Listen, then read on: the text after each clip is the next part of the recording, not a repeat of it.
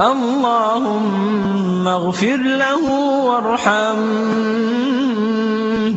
وعافه واعف عنه وأكرم نزله ووسع مدخله واغسله بالماء والثلج والبرد ونقه من الخطايا كما نقيت الثوب الأبيض من الدنس وأبدله دارا خيرا من داره وأهلا خيرا من أهله وزوجا خيرا من زوجه وأدخله الجنة وأعذه من عذاب القبر وأعذه من عذاب النار.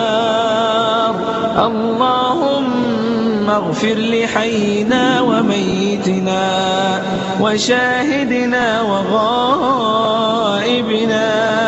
وصغيرنا وكبيرنا وذكرنا وإناثنا.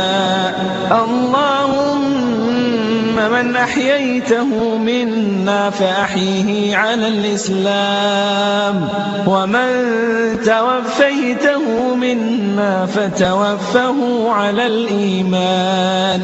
اللهم لا تحرمنا أجره ولا تضلنا بعده.